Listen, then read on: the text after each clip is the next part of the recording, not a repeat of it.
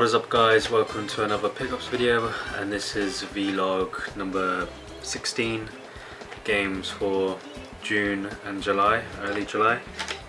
Let's get straight into it. A couple of PS1 games. This one here, this is a compilation, a free game compilation, and this is for a charity, I think.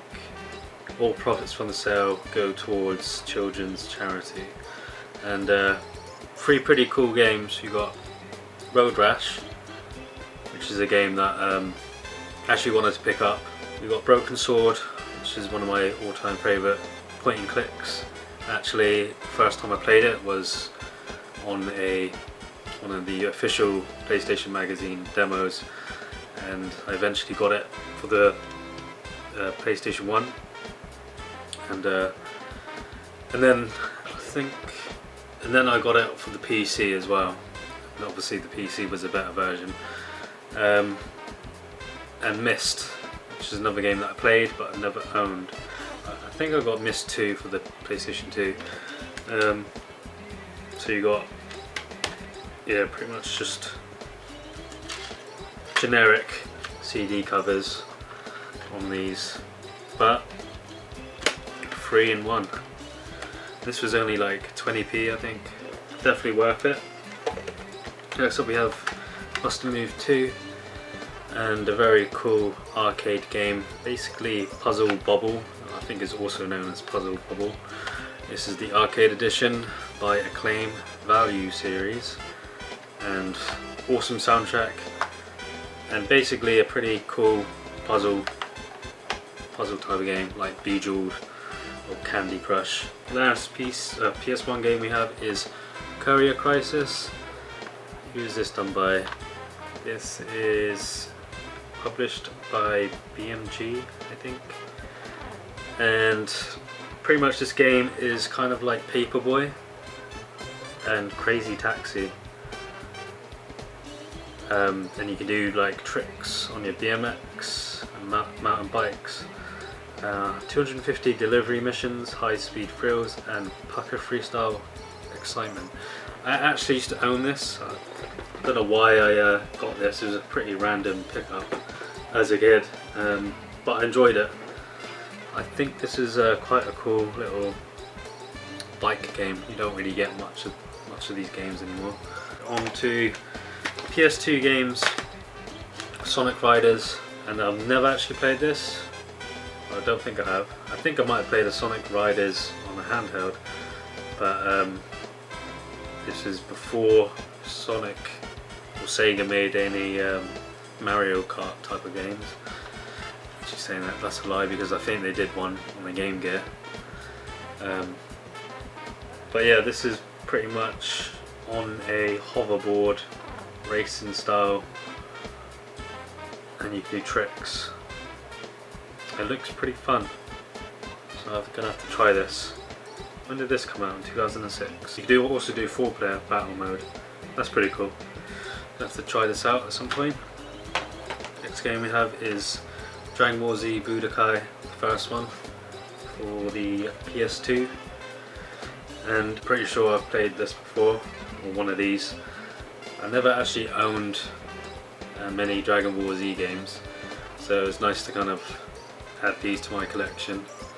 And these Budokai series have done really well. Obviously now it's the Xeno Saga. I got one of them, and number 2 is coming out soon. But this one you can choose from 21 Dragon Ball Z characters and edit skills. It's got story mode. So yeah, this was like 20p, so I definitely had to grab this. Okay, we got one DS game, and that is Metroid Prime Hunters. I got this because it was like a quid, and I didn't actually know what it was. It says it's a demo, but it's sold as a fully licensed DS game.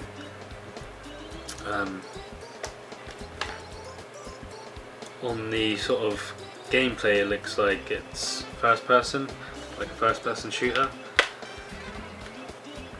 I mean, it's complete I don't know how many like levels are on this because it says it's a demo. I guess it's like training mode, similar to like when Metal Gear Solid did the VR training like add-on, but it was sold as a full game. So yeah, just drop my games. Okay, we've got a PSP game here.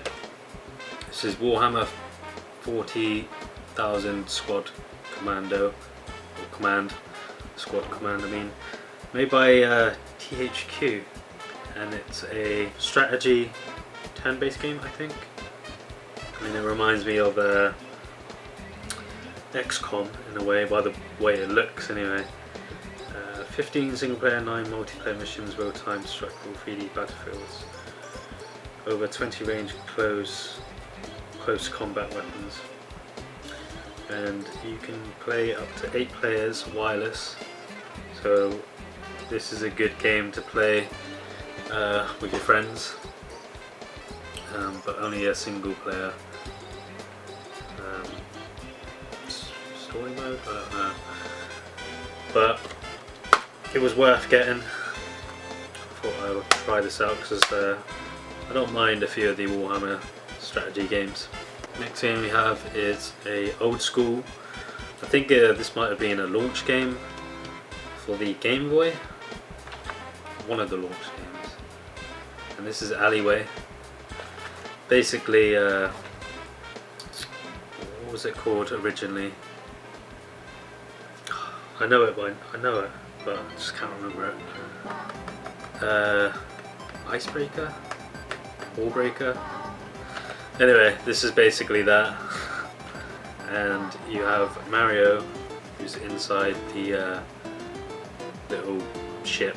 I actually got the box and had the game lying around, so this is complete. Last game we have is The Sims 3, and this is fairly cheap. I'm surprised that this game kind of goes for, I mean, I wouldn't say dead cheap, but it goes for about £10 or more. So for an old game, it still goes for quite a bit. And I tried this out, and obviously it's not as good as the PC version, but it's not bad. Loading times are horrendous. I don't know if it's because my this disc here is really scratched, but loading times kind of makes the game not as good as it should be. But graphics wise and what you can do, it's almost similar to the PC version, and getting the hang of using the controller is also a lot difficult than a mouse and keyboard. But I enjoy the Sims game, and this is definitely one to try out for people who play on consoles.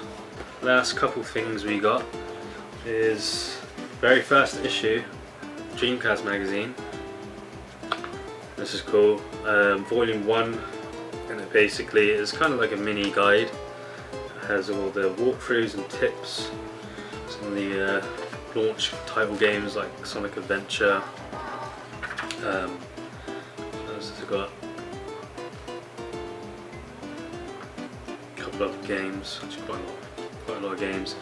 No sort of reviews, but I'm glad to have Volume 1 because I used to have a few of these official game Dreamcast magazines, but obviously throughout the years they've disappeared.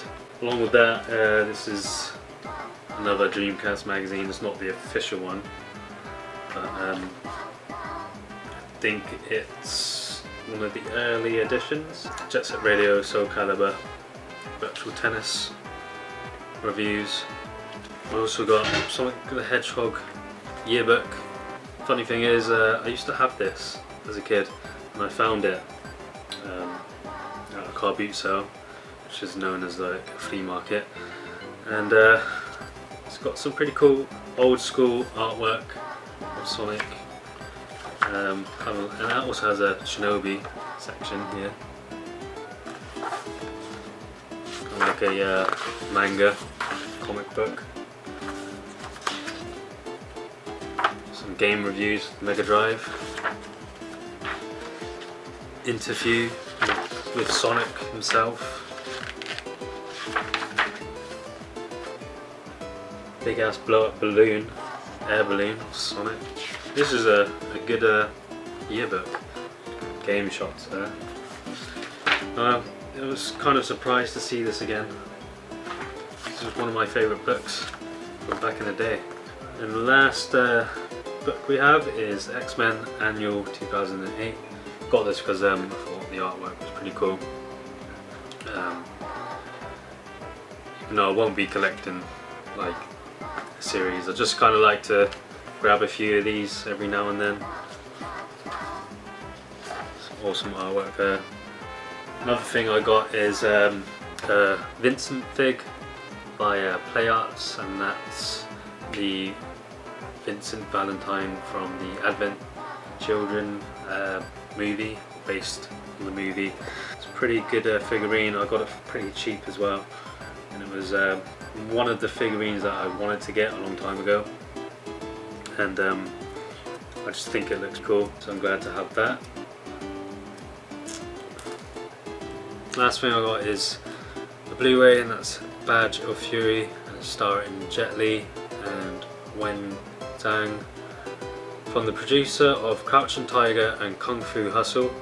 They are good films, and this is one of Jet Li's recent films. This came out in 2013, and I haven't actually seen this, but it looks like a martial art cop film.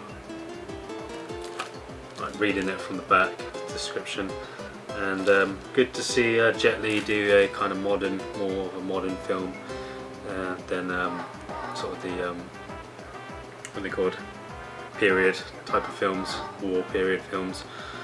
So I'm gonna have to give this a watch at some point. So that's my pickups for June and July. I've still got one more video that I need to do to catch up on July, and yeah, just July. I picked up quite a few bits from July. I need to get that video done, and yeah, I hope you guys enjoyed this video, and I'll probably see you again soon. So thanks for watching.